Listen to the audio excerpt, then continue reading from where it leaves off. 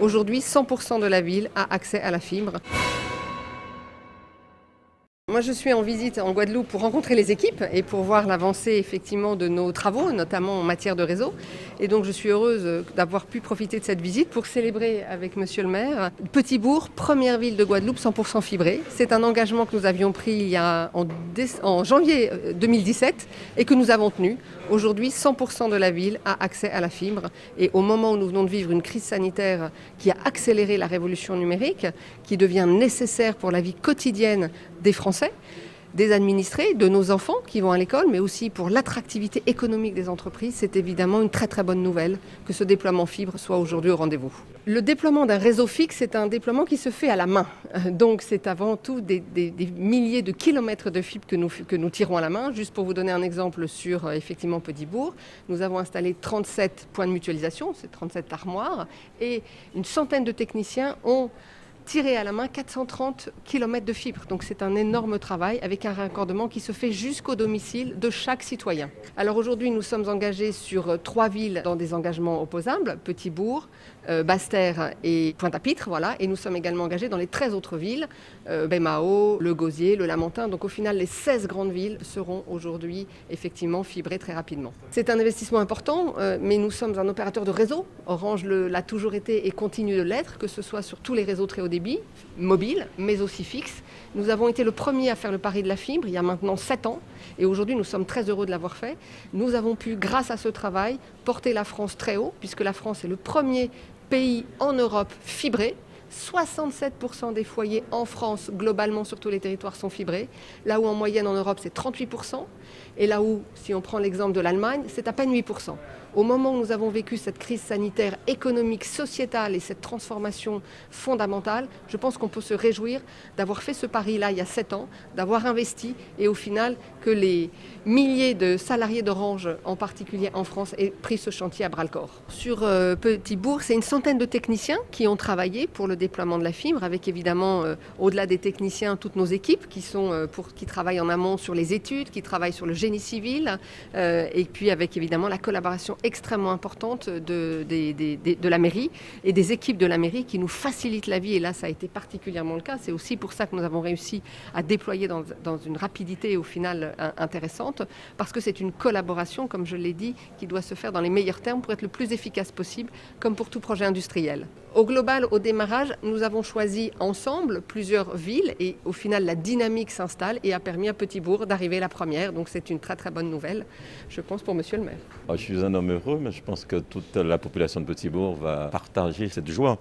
Alors, c'est le fruit effectivement d'une volonté politique, mais aussi le résultat de la collaboration proche entre Orange, qui est l'opérateur historique, et une administration qui a été au service pour faciliter, tel que le dit Madame la directrice. À Petit-Bourg, oui, nous sommes un territoire vaste, un territoire et c'est effectivement qui était impacté par les zones blanches, surtout sur les zones en hauteur.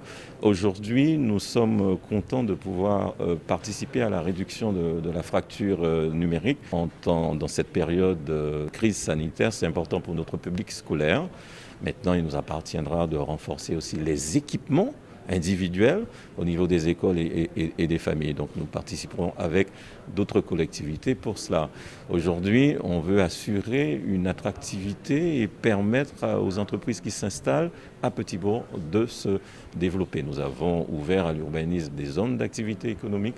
Nous attendons effectivement de nouveaux promoteurs avec de nouvelles activités. Nous attendons aussi du lien avec l'international, notamment le Canada. Nous sommes approchés par des entreprises canadiennes qui voudraient pouvoir travailler en lien avec la Guadeloupe puisque nous sommes sous les fuseaux horaires identiques et je crois que l'Internet justement nous permet de rapprocher nos territoires. C'est un développement intéressant pour les familles, donc le résidentiel, et puis c'est un développement important pour l'économie de notre territoire. Puisque ce développement-là, nous l'avons voulu, nous le réussissons avec nos partenaires.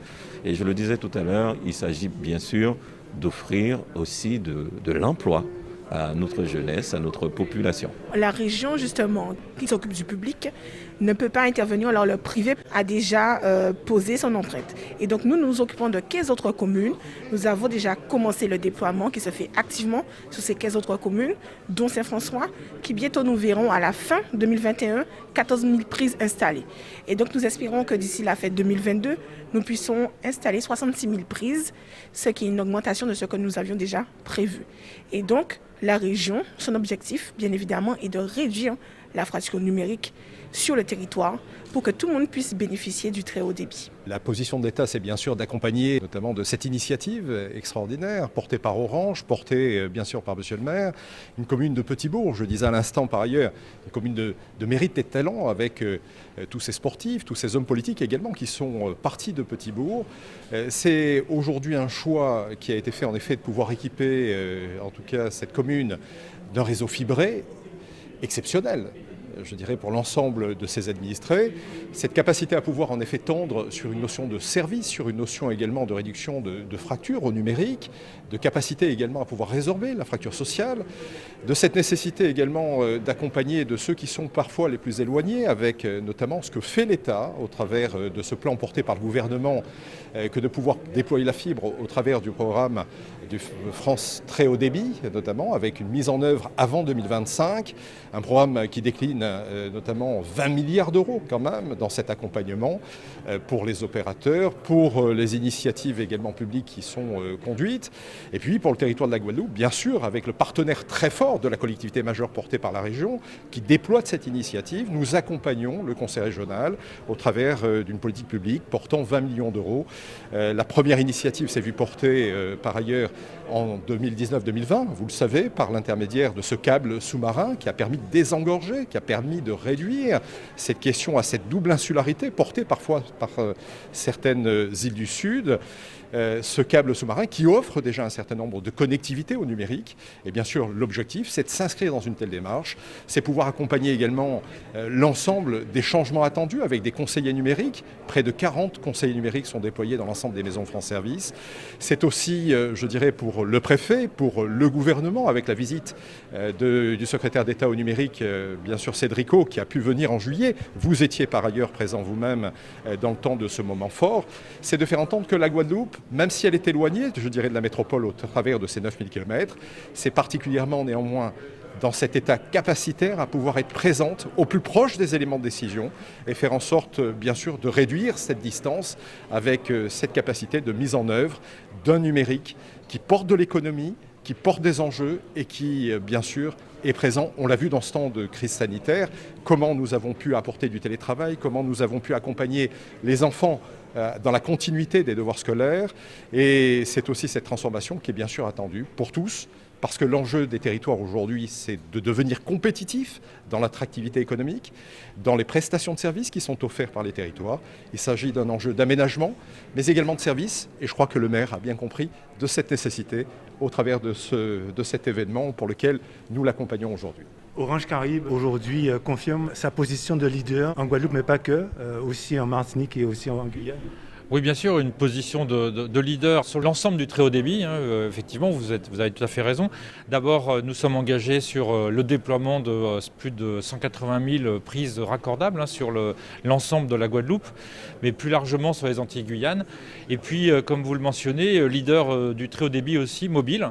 En tant qu'opérateur, c'est important d'avoir cette connectivité pour l'ensemble de nos clients, à la fois à la maison et de pouvoir avoir tous ces usages qui se sont développés au travers de la crise sanitaire, du télétravail, mais pour nos professionnels, bien évidemment, d'avoir aussi cette connectivité, et puis d'être en déplacement et effectivement d'assurer aujourd'hui le meilleur réseau mobile sur nos territoires. Quel va être le prochain rendez-vous concernant la prochaine ville qui sera fibrée en Guadeloupe?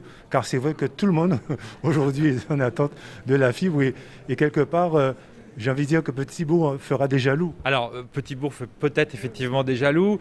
Ce que nous avons aujourd'hui, c'est un déploiement en parallèle sur de très nombreuses communes.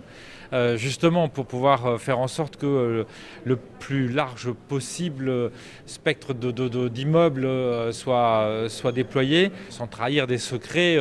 La ville de Monsieur le secrétaire général Basse-Terre, bien évidemment, tient la corde sur sa complétude. On est aussi très très proche d'une ville à 100%. Et puis nous avançons bien sur Pointe-à-Pitre. Mais c'est aussi parce que nous avons commencé par ces 3 villes dans le plan de déploiement. Et aujourd'hui, nous sommes très avancés aussi sur Bémao et notamment toute la zone de Jarry pour permettre à tous nos artisans, nos entreprises de Jarry de pouvoir être connectés.